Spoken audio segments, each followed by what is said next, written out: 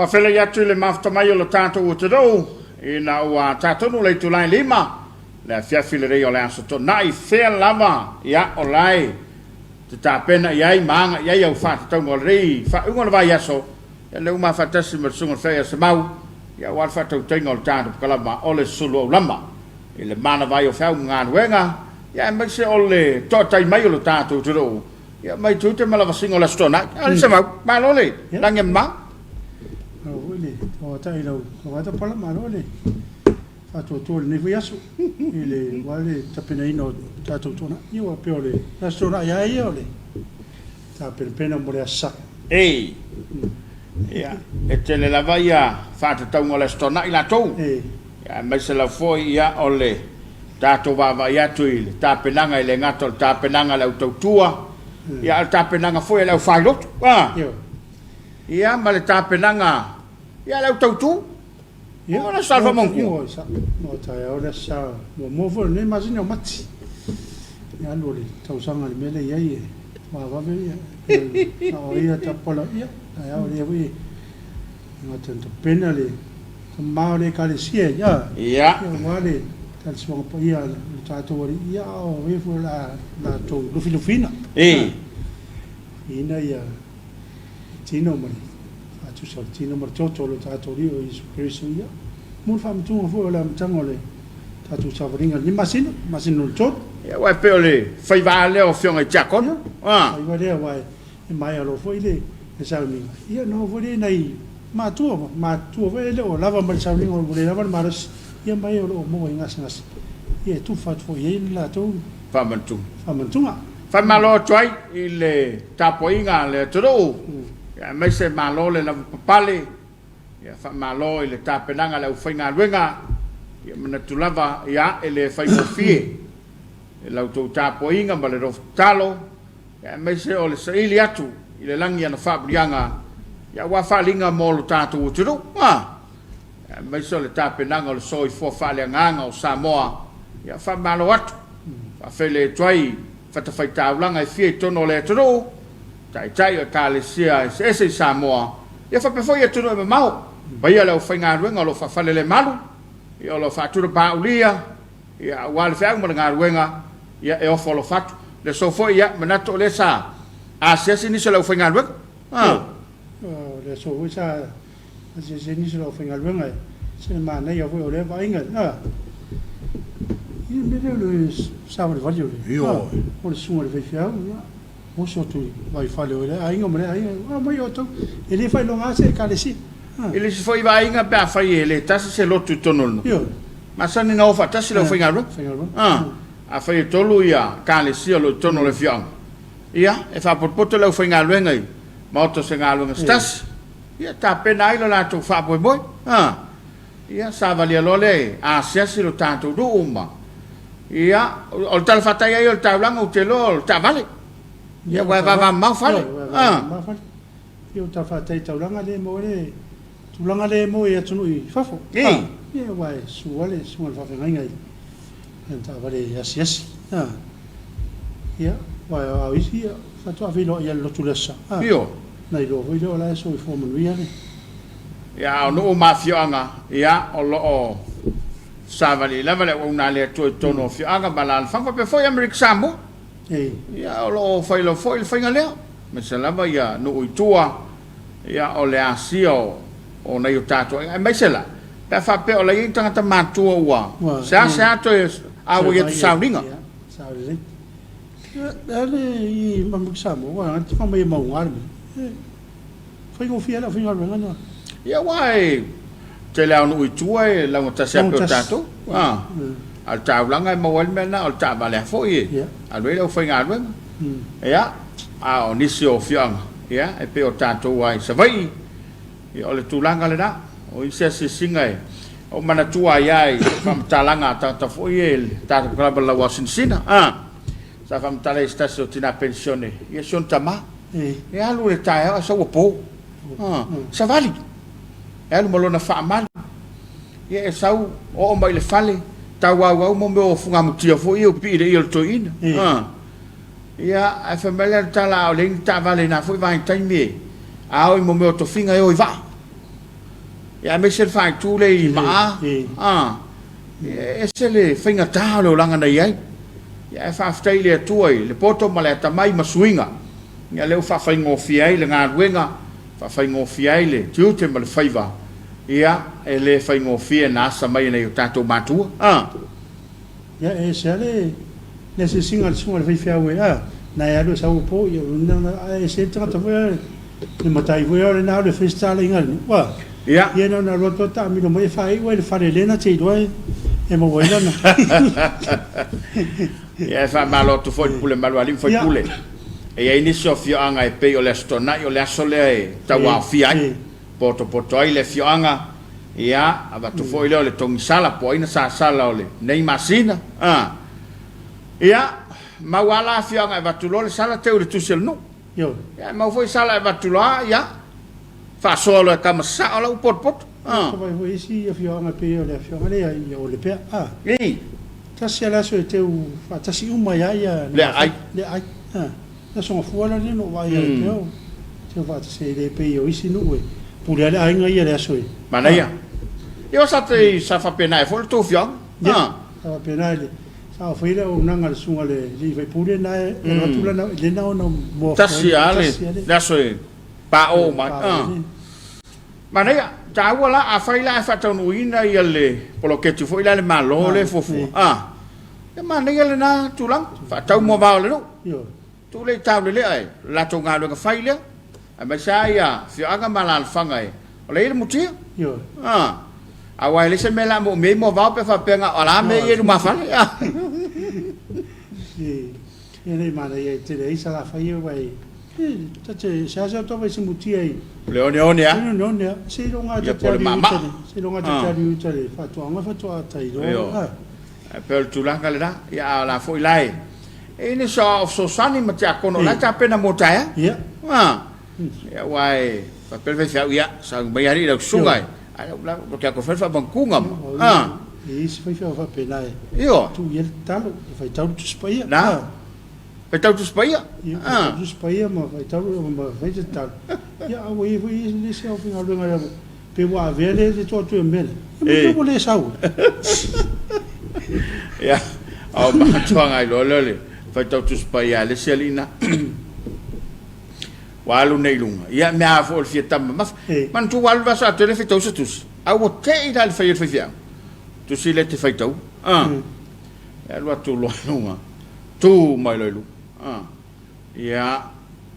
fai mai lo malta ole tusi fai tau ya ta ule tusi ta mal tau ya fa pe mai la mal fas fai tau altam la sa al mafo e se u pule tau tala mai la ta to fai tau mal fai ful fa ngata le tas la e fa yakula wori e lalo nga friends fai am seli ole sa ongol bea o se fulu le kasi por kasi se fulu ya ko al mai ya awo mawa ya ka ko solo mude ga ta solo mude ma se fulu ngal kas ya wa ya yo le va fo sto ina il fa e pelu fai ta ya no se te fai atto il medio sa uli fu ta telu se fa la wa inga we io ta tela tu pole ale man na io ti sa uli ma ne la ngono su fia tu sai la ta na ma le se ya na ba tu ya lo tu pe fie tamba ma se o me ye pe ma lu ai il ti verta ya lo tu lo io sa pa ko kala le e ma to dio tu si sa vai io sa pa ko kala ta mo ya la fa lua ala di mo ran tus ma no fora kala si ala su vai fi au lo tu ni ma to ti ala vai to fi va tu Hawane yula ese a te si la fiala a me se pa fa pe o la natusiale o le fa nga la tu spaia a tau nu tu yo e ka ma kele fo le ngol pulela la fa lo sa ai lo ma kwa ai me fe wo ai nga wone lo po la tu le fa numero ka ma wo fa lo ma yo ya pe le silo ma kwa ngai ke va ya kul fa ka kuspa Allah se kus ke va ya kul ya lo fa ka kus e ke so kunga o la u ngol me u da lu ngalo penga te fai langi ba tamai na tanto paanga ia o le fa o ma bai le tanu kala bar Suluaulama e me lo fo ia na fa hilo wale sila mai mo le todo ia mane tanto paanga lo mai mo ina le tautua le fakasa TV o folo fa twai ia ma fa malo atu e le sunga fale aonga kalolo ma lo lavale ma futa mai fale aonga fa toina fe solai ta lo fa do sunga o va se lo mal por kala mata ko fiu tatu de foi ia male manu ia le weekend ma lo fa toina San Pitone o ile wa ma tomai ma lo lava non sa e lo sunga ni yaso e ngai foi fi au matu te moliatu fa ma lo se o matu o tolvo se va ita futai e fa casa tu sai ma le por kala sa fe ngai ile po na po ma lo non sa fa casa tu futai o yo le sunga ya ni ulala ko po ia ma fa tu fa toina solai le futa ma tomai ia alo fanga fe moliatu si o ai ngai se umu mai se lava nei ai ngai vai lutai ia ma ai ngol tama se fa nei fa la si al fa foi mo lua mana ia manuir sapat ya ma lo fa toina tai nai mana tua pele ai ngol tabai Virginia tanau ala fo lua fiona ala fa from Los Angeles California ka plus aftai ma lo fa fela ia tu to fine apela ia tina temsi ia fa fela ia tu lo sa se lu ni vanga le fiafi ma lo lo sai ma lo mo le tautua ma ko fie ia maria tele tautua ma futatu nei Nelson ala fa foi mo lo sunga ia se singa foi fa fia ula aso le voi sa mo wal to ina le sa lu tu on vai io la lo la ko poenga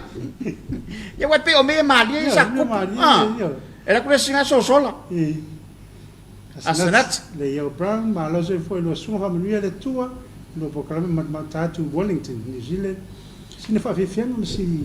ma tu o talvo e fa casa sa e mo fa mole ia ma lo sanati le lava ma watu lo ma mai Antonio Purseu ba lo soi fo moria mo fa fai o ni va yaso ia mai mo at foi salim mui fanga o le tol fanga so ma tu fa fenga reven amosa bal fertua ba se so ma tu motu ya por batai alo foi mo nei ai ngolo mai mo mai tu no mau God bless o mori o lo fanga sua fa fenga ya silipa ya mal fertua tina de now wele blessings mai alo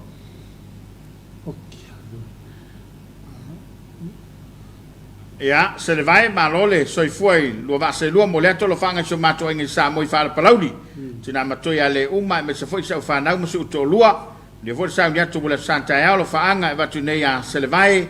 ia va tu Timaru in New Zealand alo fa tia John ma lo fa tain ma to mai tai lo chom tu nai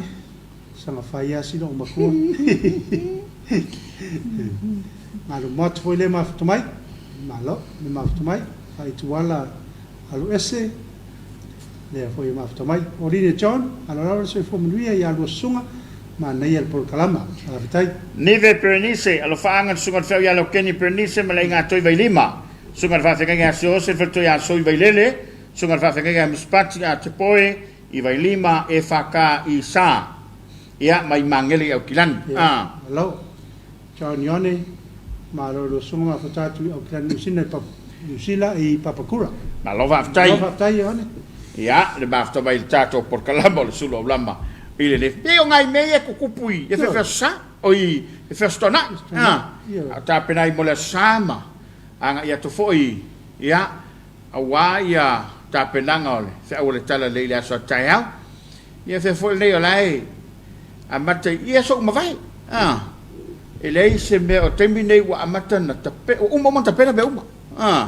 wa ia yo ofilo ngau tu lo fa fo mai le tolo ia la wa ia ma matau ia o langolang pa wa me la le fayo o atonu manatu to ine to fa fiaf a woni pa o tiel ta le sa a fa pe o ta bu motalo ia la o ta o to tono le to mo fa mo la le ile fa mo sa ile o mantua e mala matul ta o se asu to o foi suave ya al fayum la le wei tato o le loko ngasolo ala fa pa ke como le ulo kori le lo kori ya swingo le langa ya se ngal na si le to lo pa tu la lisa pa la vo mala o tu lu ngal matolla ya me foi la le wa lu le kai ha fe so fa i male lo o la o makwa alu fia ko inga le loko ape ya bang ya sesua vai aku mau lo kalau lo kursak oleh swinga ya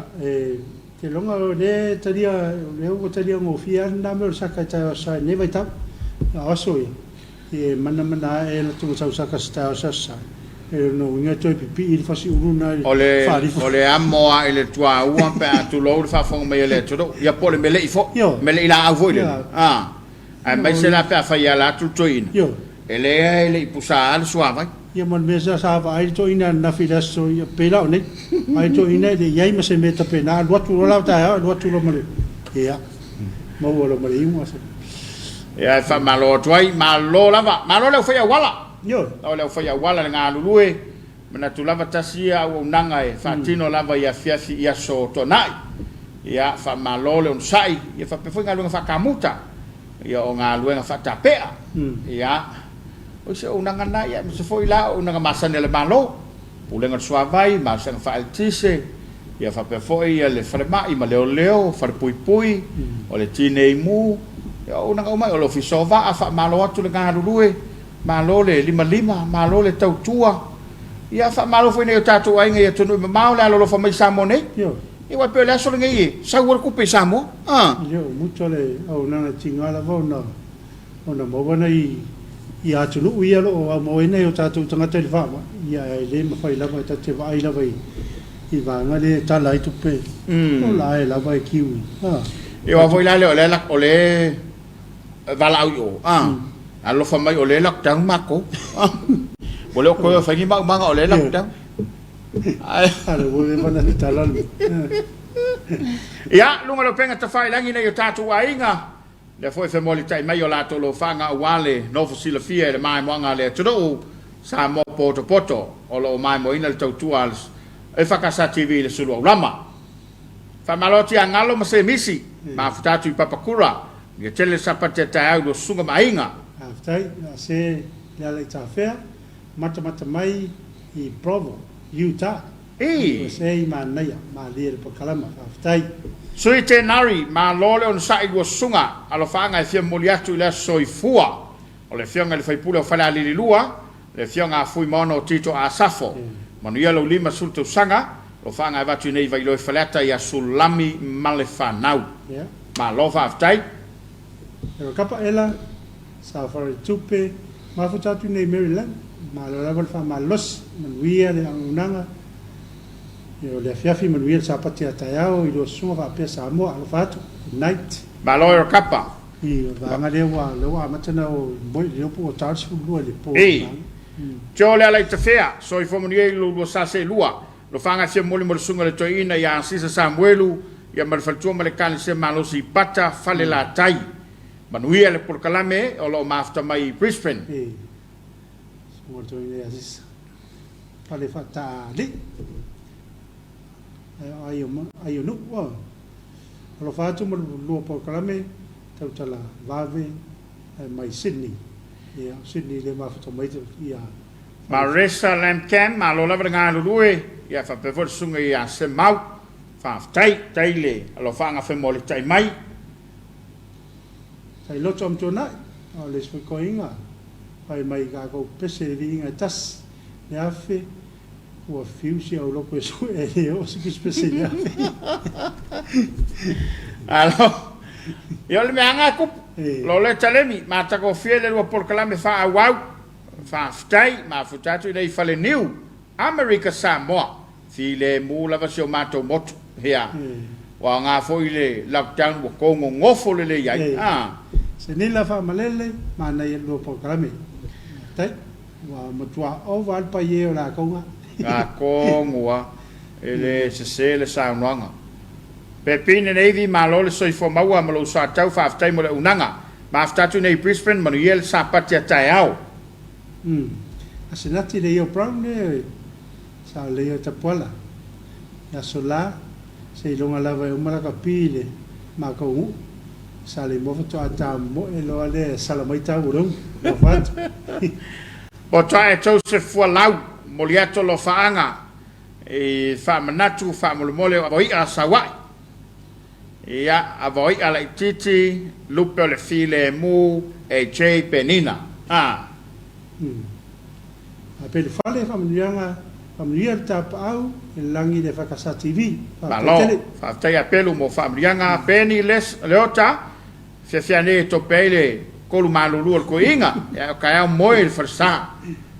o te mafuta mai puta ia mo le ato lo fanga de fakasa vini fo ia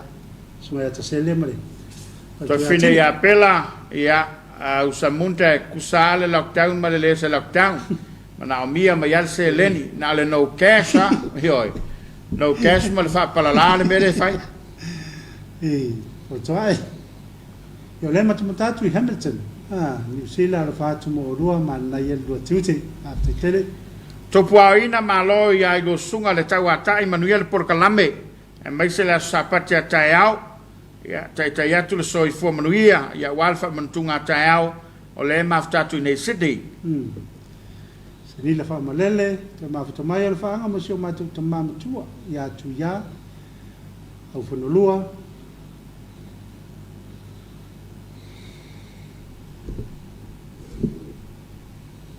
ni la ya au fonolua ma sio matu ai nga fa tu mo to uma mai Brisbane ya Teo le ala i tawhea mo le atolo whanga sunga fa whenga ngā mose ma le whalitua ma le kale sei vai ese i sala i lua manu iau lua whaiva alo filima malo aftai to ti sinapati ave ma lo le soi fo manu ia te mo lua ia i le yaso ma tamatatu i Waikato Hamilton ya Waikato vai lili ya vai lili esqueto tau vau so fo manu lua fionga manu tele lua fenga ia mal por kalama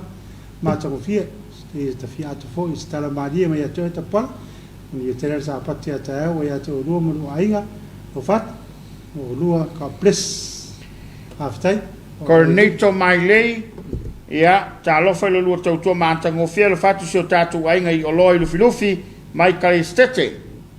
aftai tai Corneto a voi cherry love you guys from Cairns Australia God bless I love aftai ia nei tatou paanga ina ua losu tasi bidutu te inele tulai lima ele tautua fa wau le fakasa TV ele mai mo mai o tatou te do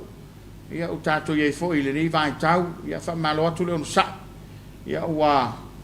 kua kwa yu Kenya ma lusia fai po fe fai ai o mo foi ko nga kala fai ku ia put ia mena ia la foi va tu mama ina foi ai mele ye se longa le li o putene a me fa sale le ngu o makua o va kelele ya fa malo atu le la papale o le mem tau tia la va ya tu la sunga se mau e pe folinga mai e fa si fua le mele tupu e pe o le fia o putene le le president ne o Ukraine na fa pe o tangata yuteia anto foi e tau le ngafo le li o le sala ia i per kai mi hitila yo se o je ma ho fonga va pe la pe ia voi tau voi hitila pe le fia vo ngai tangata yuteia tele tangata no e pe la fa mau tu ina le fia o putin ina vai o la so so ne tu Israel ya Ukraine ol mera nai matua have so so ni ro le nu do Israel la tu do Israel ni se tu ia ta tu ti ro la vai wa o ye a o le ina o le sime o tava vai atu itala i lunga lo penga ta failang wa tu Ukraine ma le ofo e pe ese si malo si anga ese le la ko ke la tu te au ile fatto ile lo ino Lucia fa mai o atanka o Lucia ku woling kiso ya mau e Ukraine ya makapole Ukraine la woringa si me mana ia na tava ia tu ila wori fita la ya Lucia le wa mau e Ukraine ala o tu fa inu ave ele me ai io ya wa foi la ilo e Ukraine ele o fita o taita a wole a fia e ia malo vale tu foi malato ia ia mana yo lai e mana ia foi le wa me saia e te tau kamanga makua i fuea makua i vai se o nga ese makua i sasai vai pe e mo le fai akua le fe kau ia fai Itu ai foi, itu ngā foi, por foi to ina tinga anta mi le futu ia wa tu. e wa ko ai dunga pe la ka pe ko ia ka mo la le nga uma le la awalu lo mala ai se le mali yo nga vai tau ri se mang le nga fa matalang sole e le kai mi le suinga le te mi le a fu a to matua pe e o ale ave leo o le tu la fono anga kai e nga konga al ko ingole o ya e ke kanya ma ale fa lo mango ya mo foi e cosa ai yo te mantua ya se ma tu tina ya so ta o vela le tongi vela lo matua e pi fa afa ya mo lo le lo matua ta te oso ne lunga afa ko se mangi ngere lu ai pa ka pa e so wa ya lo ia no ta ro le fa ta fa wa la sa da fa fa fa mai wa lo vai I never say sorry ele ia fa ya ma le fo so wa kari e se me fa pena o sai o manga kongi le wa kala ko o manga failo ka mangu alo fa mai o le meanga ke o ya ka leila o nai o le sita mi o la wa to vai ma ele le o lo ka vai ai masalo o lo ulu aku ia pe fai ia le me le o langa na yelo tato o toro ai sai longa le fetausia sai longa le fiava ta ia pe fu ita se o lo te tau ainga po se le no ia mo ki ngoa e awani o te tau e lo tamatua awa makua i e fe lolo le fasel ko inga polo mo kole i le pinginga la fa kali mai o ia al kaiminge oi o le fia le ale la uru fo le ia ka ba ku so ia pe o le swinga le na so tanto o te no a Samoa la vai e le tio la vale po Samoa le ainga o fana ina o fana ine e ala na o te le matua pe ala na o te se lo matua i lungo le vai po e me sanga mo le vai tai fo ile oi e ka manga sa fa ima fa ku nga ma fo ile sa oi la oi ia nga e va ai ka lo makua wa e wa fo sa mo le punga fo ile a wa e pisa ma nge fo le vai ai ka lo makua e ku se kianga ai pai le swinga wa ye le lang ya e fa malot e o kongor farsa todo farsa kasi se mau ko fongo fu malo mbako ku sa ngo fu mal piko ko e ka piko rupo o ai ala o ko le la ku le lenga le mo ko ia ai le ma se fese tala ai pisa nga lu e fa si o mal community e control fa na e fa o pitala o fa fa o pitala o fa ya o pitala o matu ia o sao la le fa ta o le ya ta e kau ma ve o kuloa e le aisea o le aia tatau le ma le aia tatau le al tatou o tunu o le fetausia i le nasaia e se le tāu o le tatou ma le tāanga sa tausi ma malu ai ia le tatou o lang ia lunga lo penga te whailangi ina i o tatou lo whaanga ma le mamalu lau tele o le atunu ia le foi wa tu mai o latou lo whaanga ia wha malo atu le unsai le ua whailo mai ya na ia tatou paanga le ua ia latou lo whaanga le Afiafi tu marunga tatou lo whaanga cho ia wale silafia Samoa ia mai lanto umolo matamatabai Terry love you guys ia potae malolo soifua mo le atou lo whaanga mo makulisa fa pepiki ma le pepe ia malisa fa tai potae alo le mautomai alo ia solmona tau tau lo faanga lo sunga lo fa tu se no pa ia nga uta vai tau solomona tau ma futo mo fore sunga ya nese ring alo fa lo fenga ma lo mo kalame moriatu o lo fa mo le tapola se o anti sa tapola ya sa nga sakaria ia wa o tu malonga sakalia ya la soifua sona sona ya sa ia ko ma futo mo voia Terry ja fausi yeah. You guys from kids, yeah. Anu ngai lunga, fa solo ngai lunga ngala ko fo I kwai fale ali.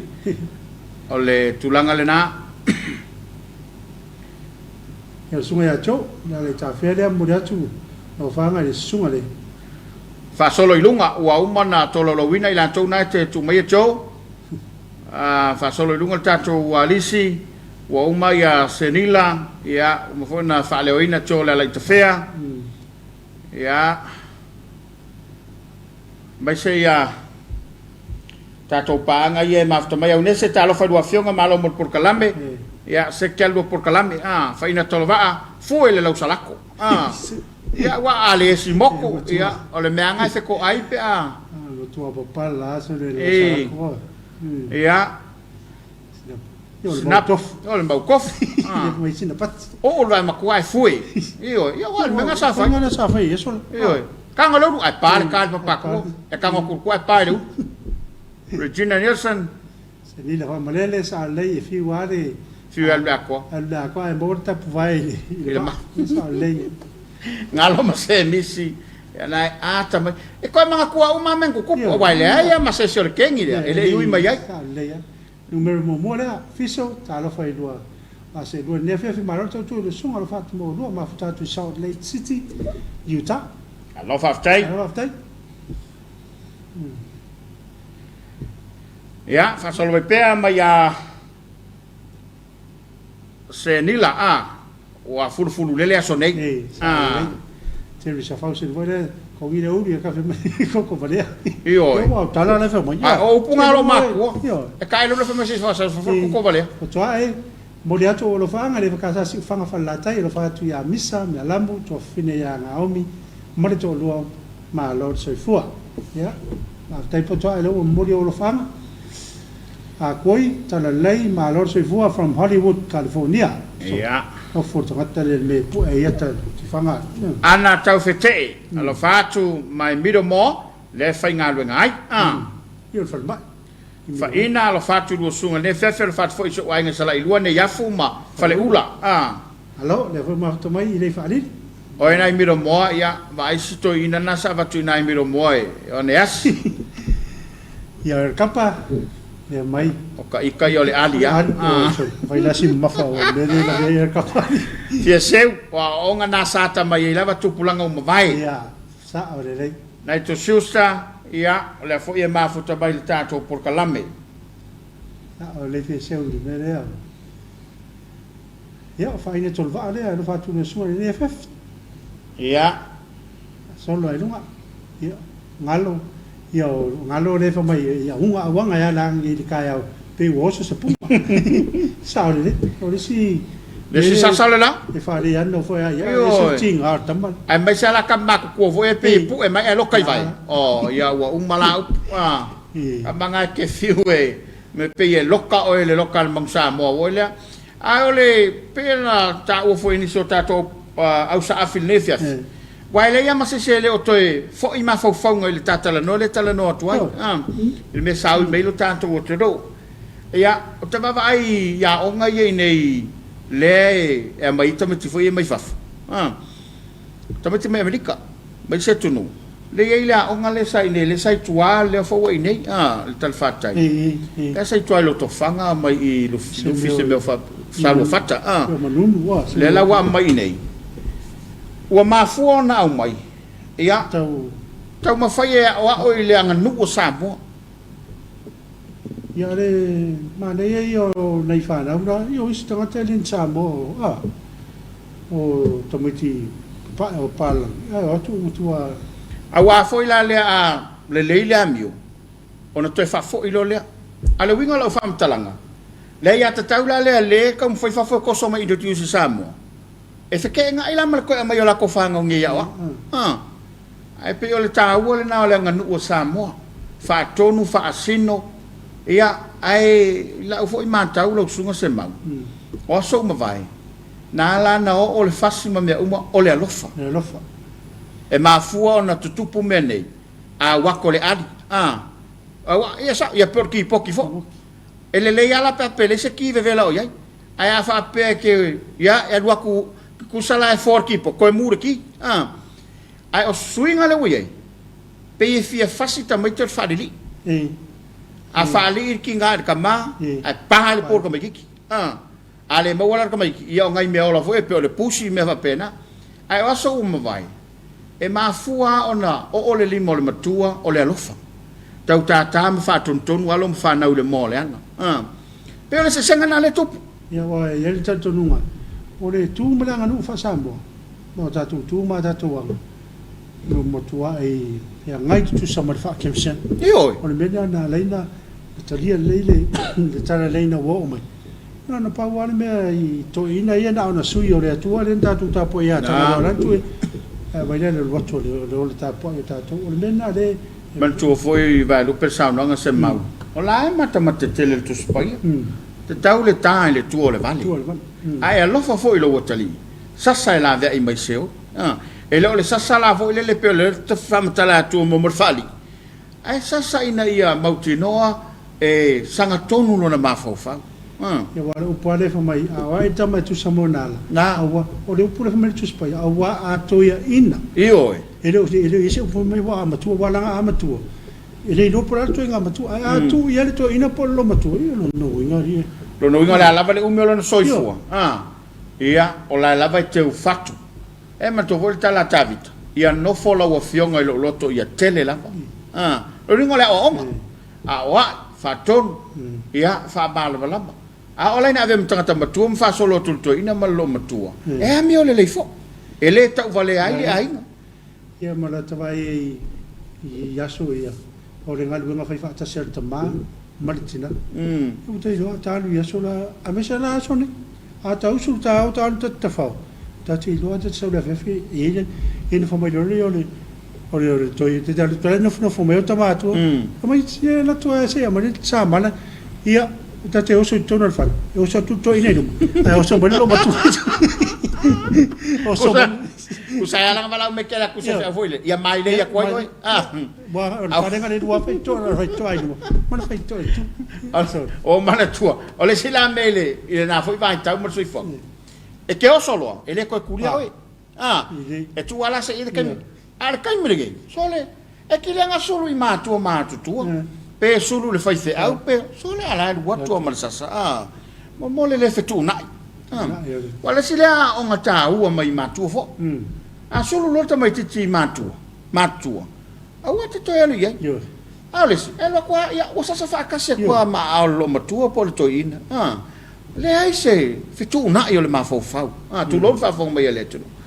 ai pe le mena nga wa ko ka oso fa mai lo markala lo makua pe pe mo ki ngwa sa era ko sa wa foi le ai ya malo atu ya se tu malunga tato lo fanga chofa mo mole se fa solo atu le to lo wino al malo tato tu do ya fo wa mafta bai tato por kala mole de Afiafi ya tato yaile por kala mole Suluaulama ya se tema tu yeli fa cho ai nge sale au le sa vai fa mole do sunga alo fa ngai de va tu nga fa bai temi ma dia sa pati alo fa tu se tema le ile to ya to lo to fenga ima nga le ngai na tu do ya renga usu ana tafte oi so inga le fa mo sai ko ye to inga tabita alo fa tu mo ngai ai ngai lo to anu ya from New Zealand God bless vai fesilia ka kala fa inga e sia langi ma ilanga ilo ka vai ali tapa ai ma kwa kele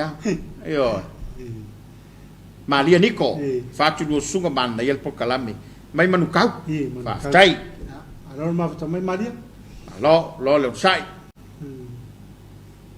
ya tu mai lunga ile ao Maria lunga le sa o le mele ta te yo ta no to a koita le sa le lo fa so i asu kwa sa de kai sam ma ngai o pure ngam malu i asu sa le senila fa malele aya fa mele ko inga e lo mio nga vai ia fa pela wa moi ai ke ia le pa le ai me se la pa ka ku mo vo le lo mingo vai o to ai alo se fu mo ya to fa nga fa le alo fa mo le lo fa tu ya ilo Eliana ite male ai me sa mo fa mo le ya la fo to e ma o mai la ta fe le tato por kalamba le Afiafi le wa ma o mai la ta fe fa ma lo mo le unanga mata ko fie mo ri sa pat ya lua sunga God bless to mai tele ta mate o uri man via i lo sunga solo i fala cho pa pe awe le velengi va i usila o mo foi ngal venga las pa tai mo po kalame ma to fia fai pe no fa nga le vai mo na ia nga pele o va toi mo ru sunga pa tai tele alo va tai tela ma to mai tato po kalabele fiafi Frankie ia le la vea mele oi o le mele nga nei vale li tala vala ma ro se fua se pe la o kwai mai se ia wa lava o le fue lava ma le fuspa ia o le fue lava ma le fuspa wa se ni la fa malele me la nga o mai ai fusu i fafo ma le alo lofa a wai le i fa lava se la palapa le pa ku ia tonu lava ia ai ne tolva ese le loto la mta si tapuala alo fa ina ma lo hana esekia so i fomaria lo va se lua ma lo la vel tau atu fa aftai tele ya lo sunga mal por kala matu go fie aftai foi fa casa TV ma futatu nei on hanga i New Zealand alo fatu moria sa ni atu sapati ataiao God bless aftai hana a ko tala lei to mai oso nei e o la kala o ke ai ma ko o vidi ai ka mai ki le o misia la vai aso sa lei le mau tau tō mua ta lofa tapu ia fa pefo le sunga ia so i fomoria mai nei Brisbane peni leota alan sasa tapu le ia so ia o mai fiu skoinga vaku sioki vaku sioki a sioki vai sioki la kapia alu fai la skeki se ki alo fatu from Wellington alo peni o ta Joseph Baloso fatu mo lua sa o le leia o le ngalo wai ki po ki wila no waiva o le mele sa fe ngai mana yo tato so foi ma tua mai la tua ma tua so i fu ia Susana ma na yer por kalame lo fanga mai ya le sa longo nei tanga mo leli ile ya tau ai Hutt Valley Wellington ya pa ftai Susana se eti le mafta bai le tato por kalame nai to susta e fiu lo mai le ia lo fa ngo nai to kasira kanga feko ai ma le lapalapa ia so nai to ia ala ua manuia ma solo ngale lei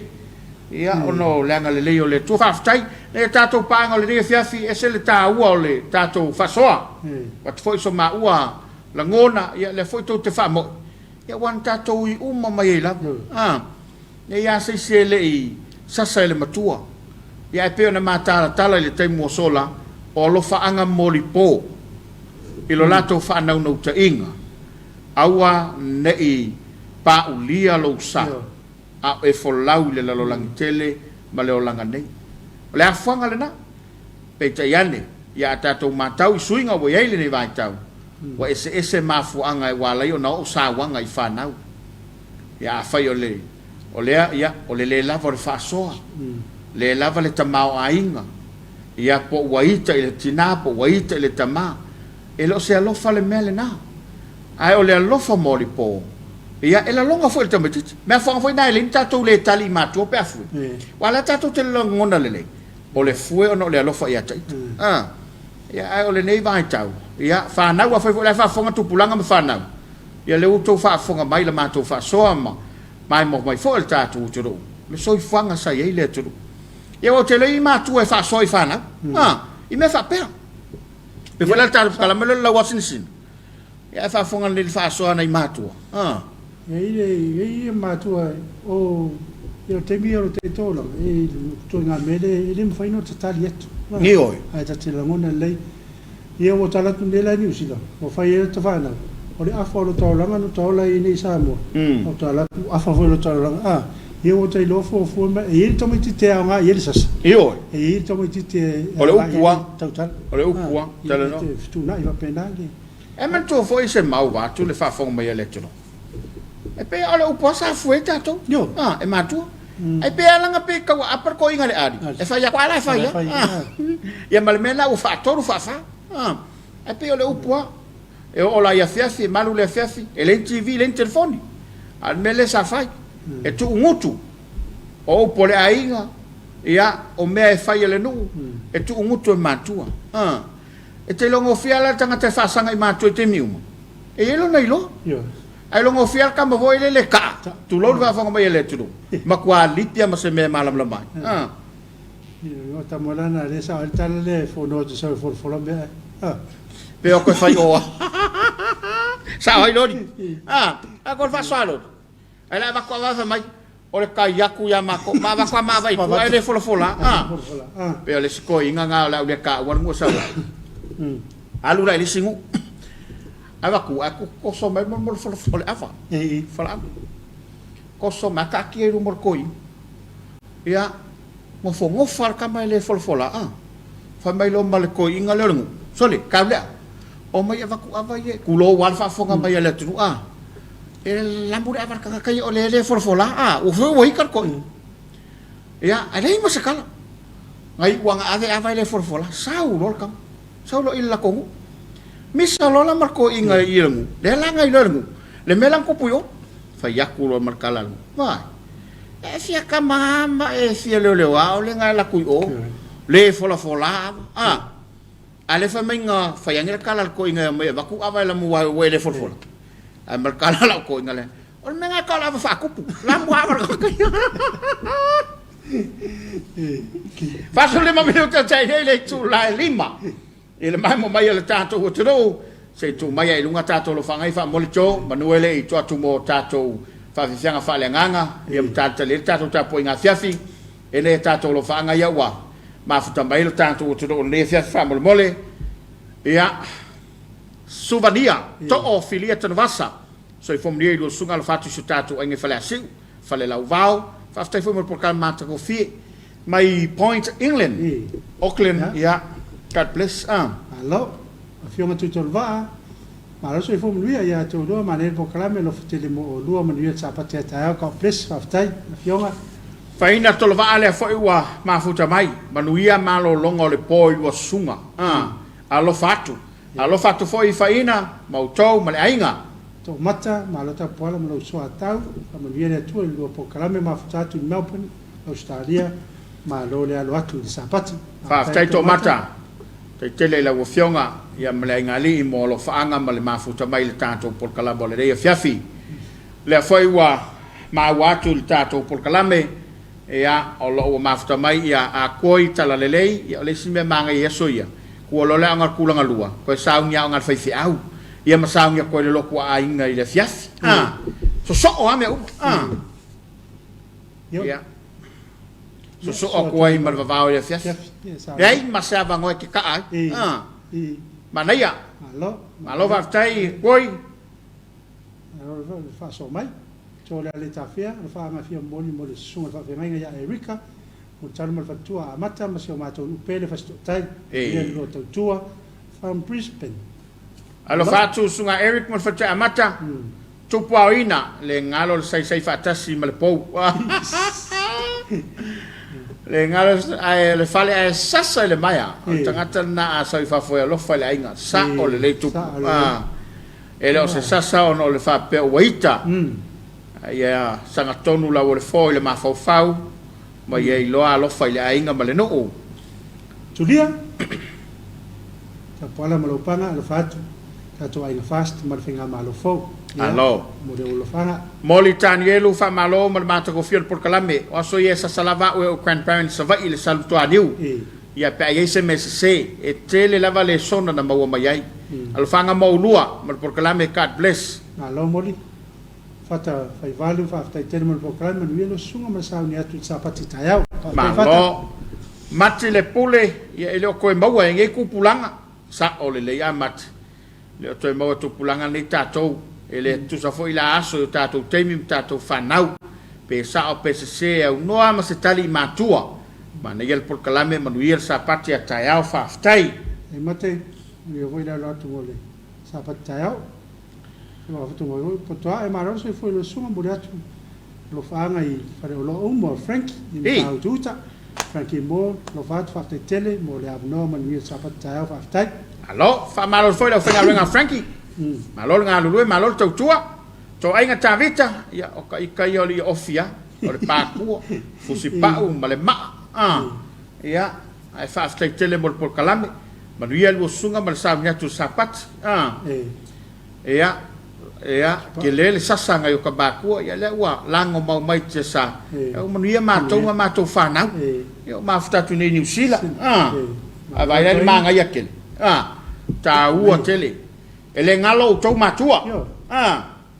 fuli mai o la to tua ia o le o tatu o oi forseu o tatu sa ai ma au mali ia ele ngalo la to ngalo nga fai sa o la to fa fai lele matapena i tatu ina ia mafai ona tatu la sia le si stepolo tatu o langa ia manuia le o fai o to ang tulo ia o tatu manuia fatasi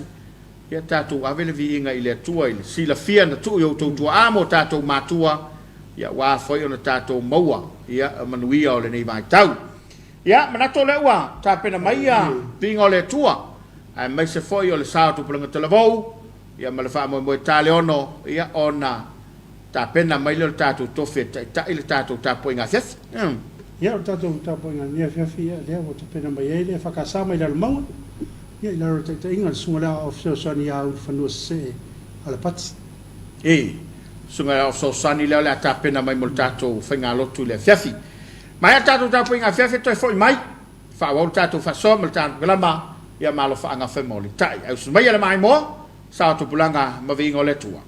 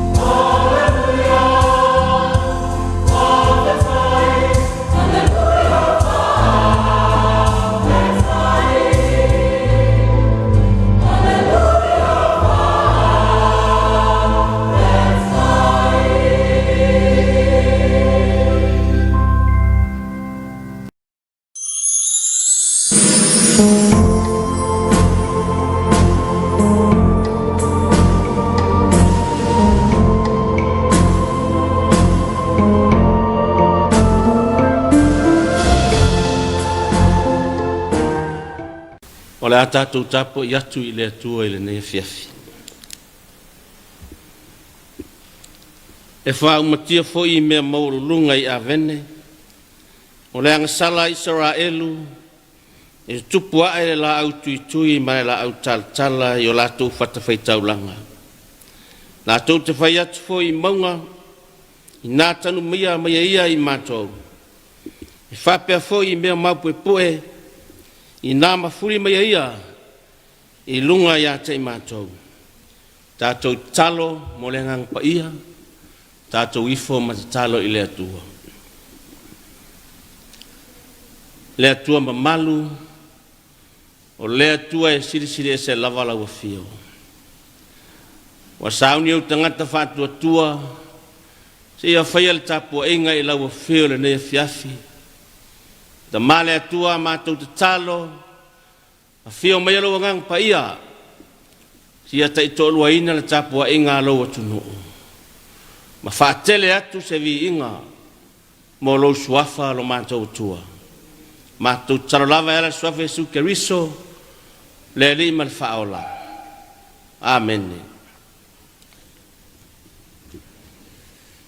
O le whaitawina o le whionga pa ia le atua, o le tus whitwhilia mo le nei Afiafi, tus el profeta Hosea, o tau pasifolu. Pia whaitawina le whaiupu mua, se whangata i le whaiupu e walu. Hosea le tau pasifolu, a mata le whaitau le whaiupu mua, se whangata i le whaiupu e walu. O te whaitawina, whaafunga maia, i a whionga pa ia alo tātou tua. O Israelu, o le vine ia mawhala, o ia fua mai, fua e whaimona, whaapeo na tele o lona fua, o whaapeo na whaatele ina, e ia o whaitaulanga. Whaapeo na lei rona lau ele, o whaapea na lātunga osi le lei ei o tupua. Wa falo tolua i lātou, o nofo sala nei i lātou, na te lepe tia lātou whatawhaitaulanga, na te whaumatia lātou tupua, a wai whapea mai nei i lātou, wa lei se tupu ia te i mātou, a wai wa mātou le mātatau i le li. Se a fau se me whaia tupu ia i mātou, wa lātou whai mai, wa tau tope pelo, o osi le whengainga, e tupua e foi le whaamsinonga, e peo la au ona i utu o whanua. E whewhe ua nofo i Samaria, ono tamai povia pe te vene. A wai whetangisi ai tangata, ona osi taulang foi na fia iai. A wai lona mamalu o tea maia, e vea foi le nei mea asuria, e whaima mea lofa i le tupo ia repa. E mai wharaima, e masias foi Israelu, ono lana lava pule. O Samaria ua whanau lon tupu, e pei o se fasila au i le whonga vai. E whaumatia foi mea maurulunga i avene. O le angasala Israelu, e tupu ae la au tui male la au tala. I o lātou whatawhaitaulanga, lātou te whai atu foi maunga, i nā tanu mai ia ia te i mātou. Whapea foi i mea maupue, i nā mawhuri mai ia, i lunga ia te i mātou. Whaamnia te le maile atua, e ala ro tātou whaitau, ma whaalongolongo, i nisio nā whiong pa ia. Ia te ia pelo na vi inga, nei se i o il whaavavau lava. Amen. Nei mawhauwhaunga whalea nganga, mo i tātou le nei Afiafi le sofra tamā, le alo male anganga pa ia. O le amaula matua i le tusa tātou whaitawina, tusa o sea, alo matau pasifulu, o te fia whangaina le whaiupu e walu, ni nei laina, e whaima matua o le nei Afiafi. I nā tanu mai ia te i mātou, e whapena fo i mea mapu e pue, i nā mawhuri mai ia, i lunga ia te i mātou. Au o mafofonga fale nganga e fa pea o anga sala ma se o le upuanga sala lo no winga o le anga tangata ua sala a mio ua se ese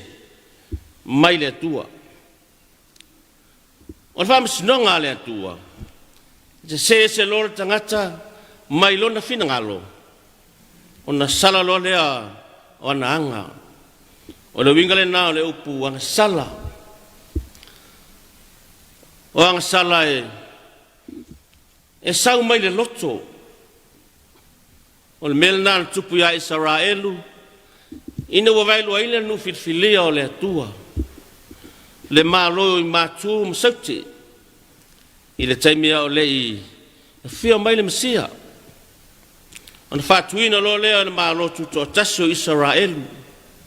ona tuainga sfulu matu ayuta le ma lo isauti yona tuainga lua o loto lava Jerusalem le la mua isauti a Samaria le la mua le ma lo i matu se venga matanga le amani aina o le maloi matu o la tu la fai o le tua na matalava i le foi tupua wala wina le tua perfetto elia me saia e tau atu le matautia o le angsala wo yelnu o tangata Israelu o le fa longo mostai o tulai mai perfetto o sea o le isi leo fou o se lo no winga o le fartanga lan au o le tau atu ia to foi le tua ona to foi mai le o le tua ia te ilato panga lava le loto maa mele leta liaina o le fartanga e pe ona langa ina e o sea nga salamatu ia o lo tupu nei tangata Israelu o le toso leo le finangalo le tua i mea la tu te mana nao iai o Samaria le lau mua Israel o fatuina i lunga le maunga o le wha moe ia whaingo fio na i loa ma mau atu o la tau fili pe ao i le teimi e o so whai ai la tau ia lava tāpena ma ia saunia lei wa vea foi le mau lunga o le tūlanga o Samaria o whaingo fia i fuan whato i lalo i la tau o lo no nofo ai sa ma natu o le mau lunga o le nofanga o Samaria o le alata ai i le atua mo le whawhaile leina o le fina ngalo o le atua ai le ai wa la tau wha ngā e whatutu ai atua whapau o nu ese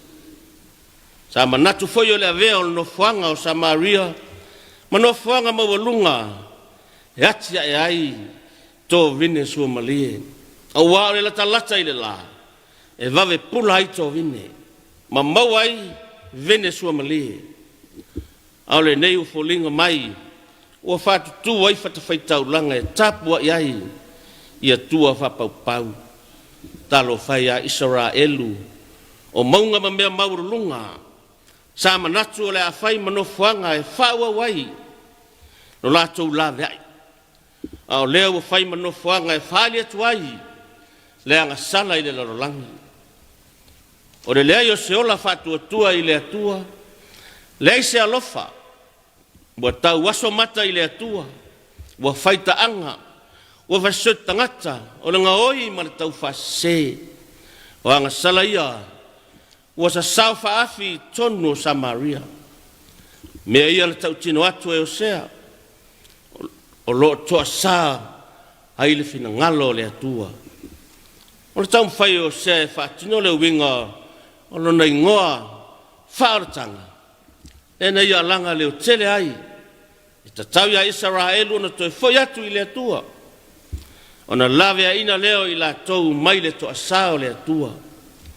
o lea ta whawhata oto whaatino lea o leo langa o sea o lea lofa e le umma e tinga lava le anga salapea ma loto te Israelu i le tua. E le uma lava le alofa o le atua. E tau muri lava le alofa wha mangalo o le atua. O le taimi lava e toi fo iai le atua. Wa ia te oe le wha o le tanga.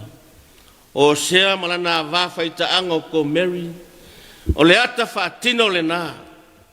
O le alofa e le uma o le atua. E leo whafonga fo ngai i le nei Afiafi. O te lui tau lea mo i tato uma. O leo langa saso i fuaitanga te Israelu. O lea lava o lo tupea i o tato ufo i o langa. O tato o tangata anga sala masese. I le sila whanga le atua. Tato watu nu ue. O fausia i no fuanga maurulunga. O vine mawhala ua fua mai. I ona fua ua tele na wā. Ua whape na foi. Ona tele whawhi tauli. Ma mea lele lei ua tūlai mai. O le tele foi o tātou tamau ainga. O le tele foi le nā. O tupuanga osi e Tapuaiga ai. O le ola whaalotolotolua. Ua tupu tele. Ma ua whaalongo i le tele o tele tonunga. Ma le mau mea se. O upo lau profeta. O upu tu sao. O le toa sao le atua. I le te i le atua. O le whaitaanga. O le whaisotangata. O le ngaoi. O le whatua tua i le atua. Ma le alo lofa. I le fina ngalo le atua. O le mafuanga lea. O le o mai o malaia. E le tau wha. Maunga ina tangata ua manalos. A wai le tu wha maunga stas. E le toi fo i le atua ma le loto ua salamo. Te tau no tātou talia ina. Ma le loto ua maua lalo. O le angasala Israelu. I lo tātou te i le atua.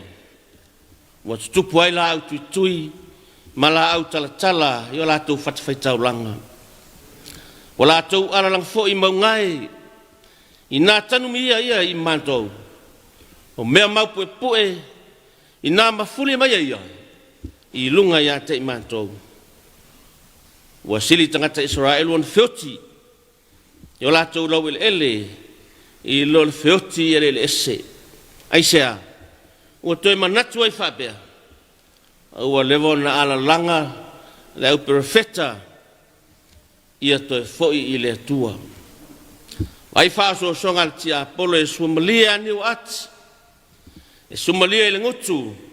Ai o ona i le manava. E longo maalia i le whalongo. Ai tupu mai ai le angsala. Ala tō whama mau. Ma le whau tangalo loto. E lawe ai mai oe mai tātou uma. I tuina nau le anga. O lo si o mi ai lo tātou wola. Iesu Keriso. Na whaaso soina le tia Apollo i tuina nau o le olanga. O mea ai, o le mamalu, ma le pule, e le to i lalo ai. A wā le tō whae mamao, malo loto. O mea le fola mai le tia Apollo, e le ni ana mea. O mea le atua, e mai Iesu, satanie, alo atuia i o tua. A wau tu sia te ifu atu. Ia te ia. Nau ia lava e te au auna iai. O le maliu ma le toi soi fua o Keriso. Ma afio ai lo nofo ali i mono futupu ai lo na malo. E whawawau. O le whailonga leo le saufa ngā. O le au fatu tua. I le malo le atua. Samoa e ma le au fatu tua le ne Afiafi. Aua sala, salamo, aua se, fa maulalo, ono suafo Yesu, amen. O le atatu pese ile, inga usau niele au fai pese.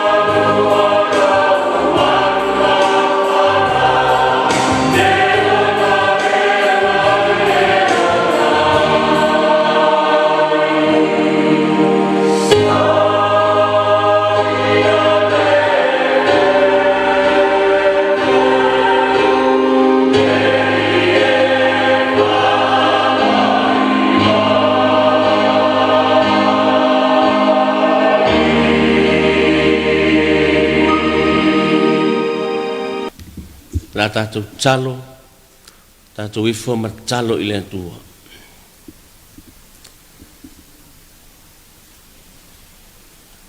Le atua pa i ae, e lava o lo mātou tua, mātou whitwhilia, wa mātou te manui ai. Mātou whaaftei tele lo mātou tua le ne Afiafi. Awa wai uwhi au mga luenga, na whea ngai malau watu no. Whaaftei tele i lau tausinga, malau puipuinga, malau leo leonga. O lawe i nai lo lātou soifua mo lo mātou wola. Mātou whaaftei i le tele o ngawaa ma tāleni, o tiutem whaiwai se ese, ua e whaonga i le eilo lātou soifua ma lo mātou wola. O mātou whaaftai le tele, ma le anano ai o mnuia, ua e whaamnuia ai so mātou nei tunu. E le ngata i lea, o mātou e kālesia, o mātou nuu, ma lau whanau whātua tua. Mātou whaaftai, lau a whiong pa ia no mātou whaalonglongo ai. I lona whaita wina, a o mai ai mātou, i o mātou i loa nālo lofa atu i lau a whio. Mātou whaaftai, i do lavangang pa ia. Whaona teito luaina i mātou, so swani lo mātou whatau waa, mala mātou vai vai. Whaaftai sili i le whaarutanga na saunia lo lava alo Yesu Keriso.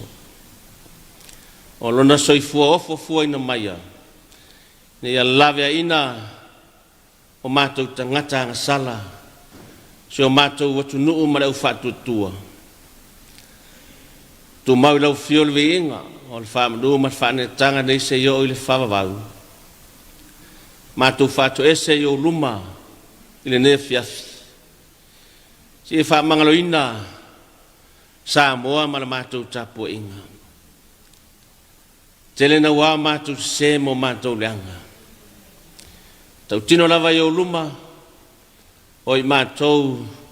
o le whanau ang sala. Mātou le whaamaoni i le whaatino ino mātou tiute le ngata i tono mātou e kālesia o le mātou watu nuu, o mātou nuu, ma o mātou ainga. Mātou talo, ma le mole lo mātou tua i le totolo wale Yesu Keriso, e whama mai na ile i whonga Samoa le nei Afiafi. Le rio lo mātou tua, whamnuia Samoa le na wau tele.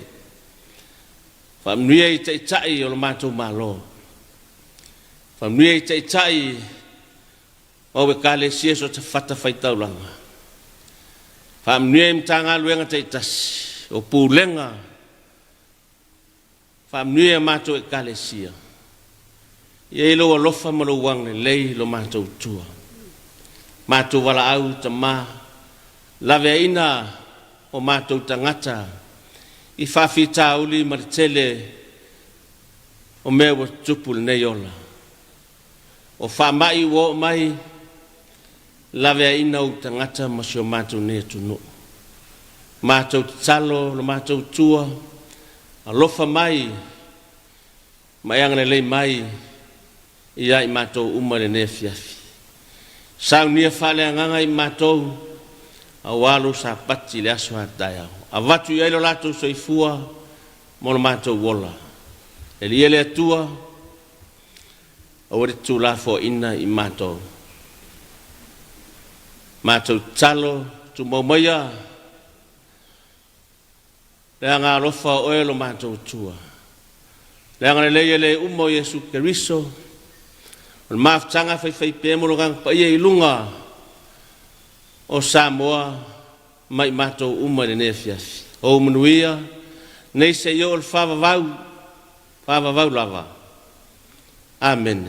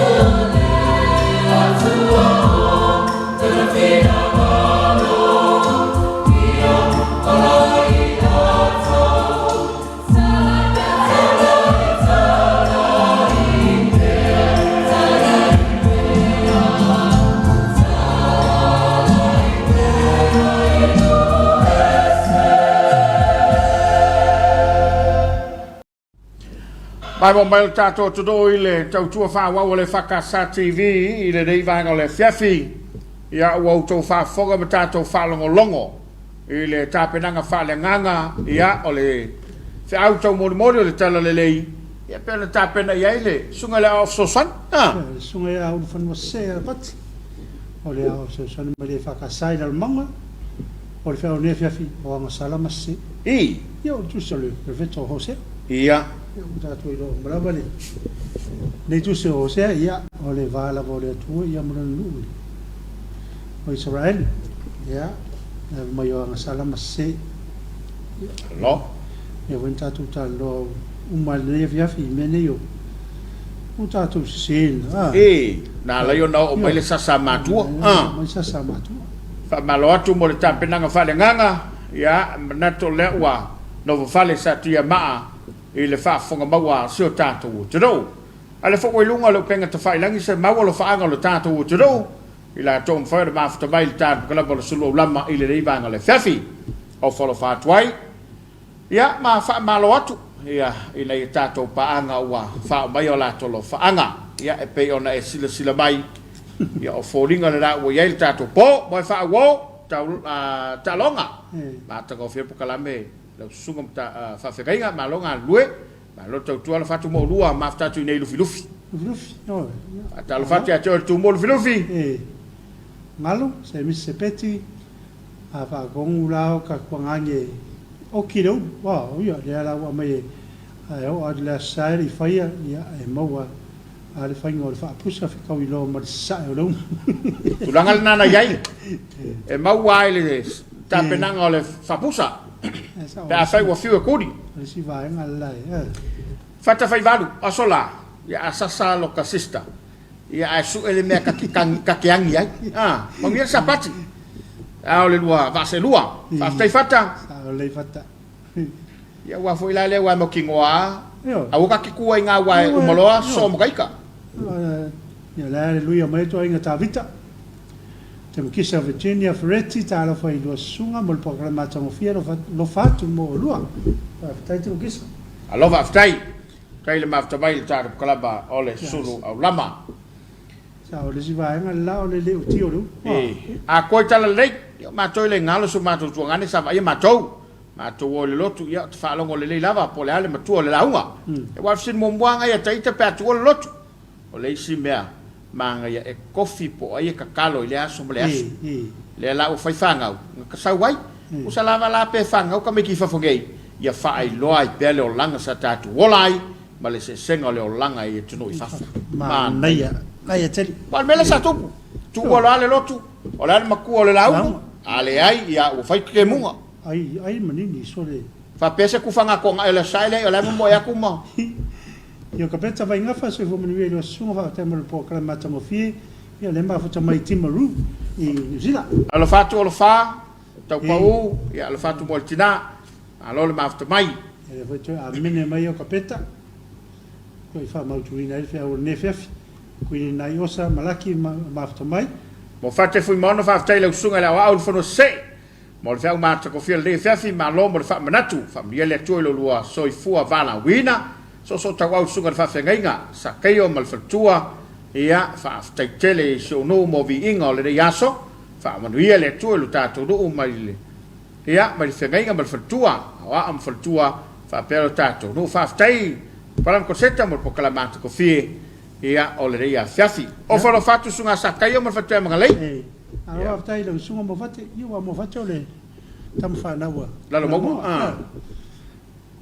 por la laua ia le li e o me o malava amene ia na fate fu mono malola lo maunga mo fa manianga ia fa nga loto le yaso a mata baile tama fa fengainga le taiao fa pe foi la wa o le Afiafi man da ia vingo le tua se sia mata matatu loto tuai fa fte tele lava mo auto talo ia fa pe foi na matua auto uma italo sanga ia o lo fa anga fa mole ta pala seta mo se o pele alo fatil foi mo lua su familiel o soi fua ona mo yele lo atu mo le aso ataiao le so le li e alo fatel atu nei fa kasai St George ya va foi uso mi voy a lo atu mo la sapataiao au kuso so ai mali whaafitai lau sunga, le whaafitai le sunga tofi. Le Afiafi le sunga i au whanua se, mo le whaamalos, mo le Afiafi mo pēr lau tō whaama i le tua, wāl, lua walawina, lofutele, ia from Hastings. Alo, whaafitai. Whaavai ai ono, ne wau te vai ato le mafitamai. Ia, mai whastouta. So manuia i lua fionga, lua programe, whastouta, ia. O whalawhatu whastouta, ma lole, lange bama, sunga le, whawhenga uta marwhatua, ia mai se fo i le no whatofe le kānesia e whakasa i whastouta. Manato le ua tāpena mai a tātou whalinga, ia wale no whailo le tātou tirou, te nane o le tātou paanga, ia, i whawhanga o awano whainga ruenga, o whatasinga ainga, ia walawa le no fosila, fiau sumai le mai moa, ia mai a, o te tali mawhoilo le tātou pakalawa le Afiafi. Komiti la autoina e whakasa. Whanutanga whawhoina mula vai asfau wasungfua, fito mati, hanga i la susuma tasi mati lua o lua. E whātulo watu Samoa i lau whaafonga, ai whaasimtonu le nei whaasisilanga i sui malu umo o le komiti a le autoina. I lava mare whaalolo e whaasisila atuai, le polkalami whaatulangaina mo whanutanga e peyon ta ua ilunga. Komiti o aonga kerisiano, asonga fua, aso fito mati lua o lua. Komiti o malua, aso lua, valu o mati lua o lua. Komiti o mta aupu tau le au whaingaluenga, aso lulu, so iwo mati lua o lua. Komiti tele le autoina, aso tofi, se fulu o mati lua o lua, male aso fraili, sutasi mati lua o lua. No fuanga e whaiai, potfono, maota iana William. Taimi amata, iwa i tai au. Whama moe la moriatu lo o tō soifua, ma tātou whilo i whiawhiai i vai aso fau o mua i le manuia ma le while mu mai le atua. Whaaftai, sainia, reverend, wawa tautau whao, whailau tusi au au e whakasa. Whaasila silanga muli mo ai tā lafu i whanua malo, mai le whaala patpatongo ele Samoa. E mua no mātou whatulo i pa i alo Tapuaiga whaafonga Samoa. O le atu no tofi nei soli tapule nei whaasila silanga tāua. A o longono pui ari ila mamaro si o tātou atu no uolo ono nofo ai tā lafu.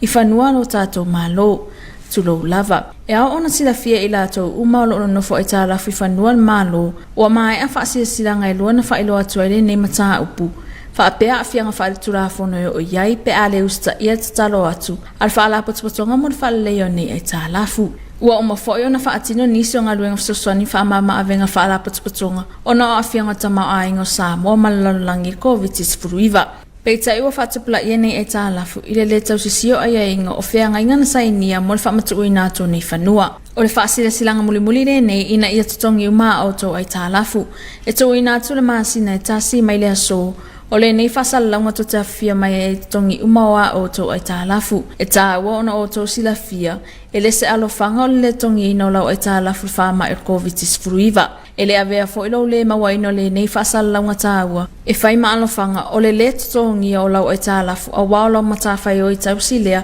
I lalo tu la fona mai a ingolo puipuia ai whianga inga na tātou sainia. Ia mana tua le lei a whai o le a le utangia mai le nei whasalalaunga mulimuli. O na whaonga ina loa lea i le whaala patopatonga ro na malo si whaale tulafono. I lalo whaavai ma tulafono Samoa. O lo puipui ai nei whianga inga i whaatino ai loa le mua whasalalauina sa o tau suafa. A fio anga ma le awha inga o tau ai tā lafu. I lunga o ala whasalalau umolo abano I whaala patopatonga e peo whale televise, le tio, o nusi pepa whaapea fo I upenga ta whailangi. Lua, whaamutua ina lo awanoa e au noa ma le toe longo ina o oe. Ma toe whaafo I mai I le whaala potopatonga, mo le toe whaasoa atu I mamalo le atunu, olo I le lisi whaatalitali. Tolu, tō ina atu I whaamasinonga nei mataa upu, mo le au ina mai oa o tō ai tā lafu. Whaamole whaafesota e mai le ofisa I tuana I mato, moni mataa upu e fia whaamala mai. Whaia ma le whaaloalo tele, whaala potopatonga o ele o Samoa. Fasalunga mai le matanga luenga o le EFKS TV, whaasila silanga awanoa whainga luenga. Ua iei nei ni awanoa whainga luenga le matanga luenga o le EFKS TV po le TV2, a le EFKS I tamalingi mo I lato uma, o lo iei anga waa uata ua I lalo. Awanoa whainga luenga mua, sui whaasalalau, news reporter po le news presenter. Ilan tau mo chan sanga mai wole ya va no tau na ye nga va nei mo poto tau ave nga wenga work experience lava sila fia fa antu stala journalist experience le lele ngana tustusi malangana tau tala ile ngana Samoa malangana fa Britannia English sila fia le fa ngai no masini computers ma por kalame mana umia sila fia ta yalo fa salanga media codes sila fia ta yalo fa mtalanga information codes ia silianto ile tasi le tausanga sanga luai fatu stala tu spasi ma fai longa tawaloa academic o miesa tu spasi ma nisi fai longa tala fiangai anga va lautele general qualities matalia ma fa alo le va fiangai matangata le leile fai ngaluenga ma fa maoni malama ya onga fa kirisiano fa tuotoi nei so se taime fa tino ngaluenga o le totongi fua itu sipasi ma fai longa lo umia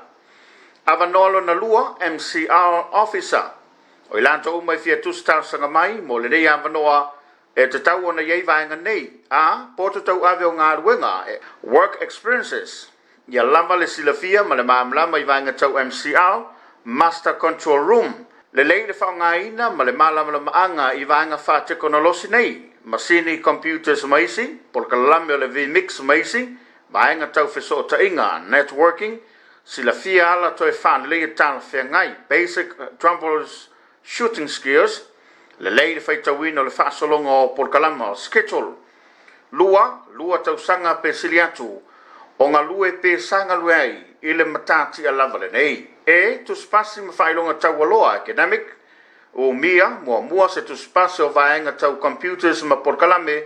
lua nisi tu sipasi tala whengai ia ngā walau tele general qualities le lei le faitau ma le tustusi le ngan Samoa ma le wha Britannia sila fia la fesota ingo ngā luenga work processes and procedures sila fia le taiala mo whasalalonga media code le lei le whai ngā luenga ma wha maoni malamlama iawa o ngā wha kerisiano wha tuatuinga e ngā lue ai na oe unsupervised i teimi whai ngā luenga shift work nisi ngā vaai mo mia mo le whausi le leo ngā luenga wha tino o le tutongi e fua i tuspasi ma whailonga taualoa me mo mia mo le talo sanga se tusi talo sanga failo manino le avanolo talo sangai tala ango ngā luenga resume tusi pasio a onga sa o inai certificates tusi fa maunio ngā luenga sa ngā lueai work references tusi fa maunio me le whawhiangai ngolo tautua lotuai character references whangataina tusi talo sanga i le aso wharaile aso whao mati lua whelua i le wha i le Afiafi fatua tu si umatal sanga pule fakasa TV tamalingi ya pia ni si fam talanga fa sotai numero luva tasi tutasi pole email TV efksa@gmail.com sainia reven va tau tau fao failo tu si au fasila silanga le sofa va fosuanga tanu vasa ile papa isa ai ole a ole se utafilia le lupeleanga ile ongela velambe le vao ile na o tele tolvai na foile upenga awai le onge ale vasa ai tau ia ino usawa ile vane o malangaloa o na vele malape upu tulo na ile pa ia ile fiotama mainga o ainga fo i malato tama le usonga mamalu ya te oi pule matumua e tu au malato wa ainga ile taima le va au fonti be ile dei taimi mato te fasile sila tuai lo mato ainga tu mua mal motu sae fa pe fo i sala fai fa pea talo ia na wafuni mai le tuo le tamasa tausia lo tatu ainga ala malanga bari umaleoti bala pa ia le tua le fionga va fusuanga pule ya ta eli bala au fa lo twai a fio mai matala mai tu au se o tatu fono tala matatu tala noi lo tatu ai ngai le papa isa ai ile solution mo no mati lua fe lua ile iva ile tai au ele velo le awai mai to lo po se fa ngai au tasi ai lo tatu ai nga fa ftai sainia to ile ta fo toilata no mia, toilata sana rivi, foi fanga samasoni vafusuanga,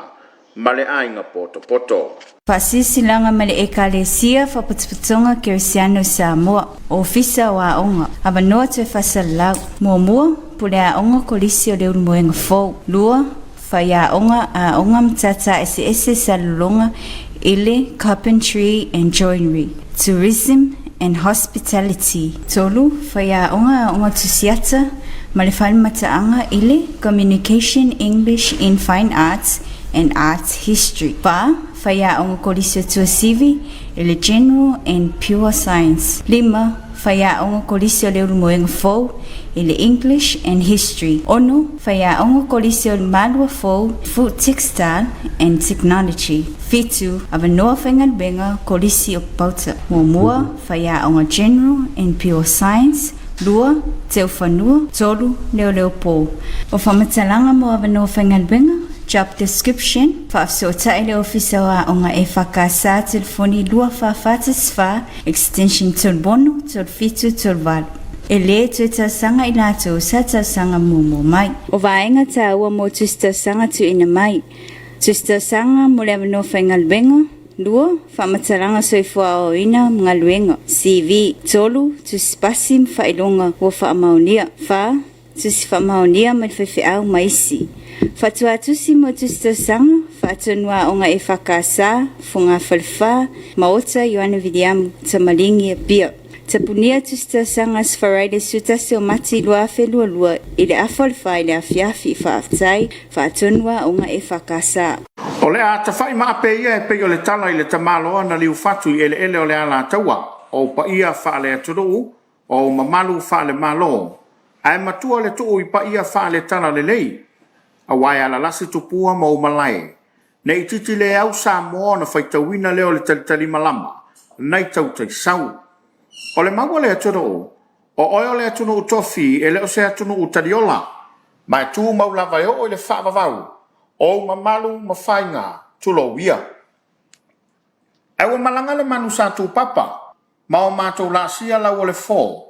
A o ala le mafua i lau mai moanga ma le whasaunga. E fofonga suli ma feo i o le suafa fui awa ili o tau tei sau. I le fianga o whale li mai savai. Le fio tapaau ma le no whanga o whanupea. La la tai le fofonga o papa lau ftalinga forsa. Malu mai tama whainga ma le malu i le ala taua. O le a whaia le whilo inga lo tātu a inga i tau tei sau. I le maota e a fio ai fui awa ili. I le aso se furu valu o a perila o le aso ngafua lea. Ma o le aso malo lo le e seta, i le taeao le i tū lahe se fulu i le taeao. Wa e se tō whai matai o lo tau sia le ainga, ua te tau na tātou whelai. Ma sa ili nise tau soa le tau singo le ainga, e ala inisi matai fau. O le ale a velo le a wai mala o le a tōlo ai se finangalo, e au tasi ei suri ma feoi, ai maiso se tō wha matai o lo tau sia le ainga. Mo se fesile fia manino ma mala matilia i lea whilo inga. E awa no lamo na e fesota i mai le telefoni i fitu iwa, fa iwa, aftai, fui awa ili ropati, ma matai o lo tausia le ainga i whale lima. Ofisa whainau tusi au au, awa noa whainga luanga. Mo ye nei awa noa whainga luanga mo le ofisa o maota maututongi, o le whakasa i ni maota Yohana Vidiamu i tamalingi. Mo mua, e mna mies tama ita te fale e fa maoni manga due malos. Lua, e mna mia foi se ali aviloli te fale ia iai se laisene aviloli ma ia tolu i le 5 tausanga talu na ia fa foia lea i tua inga ta vali. O le tongi e foi le anga vaa ma le poto masani. E fautua ina ta sanga oma i tau au mai fa atasim fa amtalanga o le soi fua ngā onga mga luenga sa fai ngā luenga ai. Tusi mai lau whaiwhiau e langolangoina ai lau tausanga. I tapunia umatusi tausanga i le asfraile, sutasi o mati lua lua i le itu la asfuru lua i le aouli. Whamonmole whatoa tusi uma mai tusi tausanga i le whailau tusi au e whakasa, maoto Yohana Vidiamu whangawhani 5, tamalingi, apia, whaftai, sainia, reverend, wabatau tau whao, whailau tusi au. Toe se fulu ma le lua minute o na tā leo le tulai whetu. I le whaafonga mai o le tātou tudou. Ia e maiso lau tau sila mai moa. I niso whalinga wa taunu o le tātou ofisa i le negi Afiafi. Ha malo atu nei tātou paanga. O tu mai o lanto lo whaanga. Ia malo fo i le tātou tudou le Tapuaiga. Malo le no talo. Ia manato le na ua. Teli na mana vatu ngā ruengo le niasu. Ia, nea mezela vai e na whengai mga ruengo le niasu ia. Nā ua. Taunu ia inga wale na afaso yo Samoa ia afaso. se van nga ia malu tato watu ia tunu I faf inu nga ruenga fai sifi fo ia watu isi o mais ia malu ia ya o motiu te fe ngai foi mo to le Afiafi ia tato a talo le sulu na ni anga iro ia inga wa dia le sapat o tau le faiva ele tonu na fo ta pena lo faiva ia sa ele se ia wala so tai au ia matai tu la vai ole tau matai tu ole tai ole ale tulang o iai ia ma ia tau tuana lo sanga le mu au foi nei nau leia ia manu le upenga Olha, e então teresa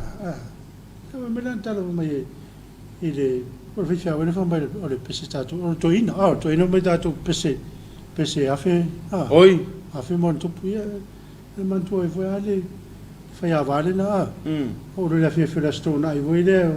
o no tu fai le afe fela inga stato pese tara le toi ia la no fo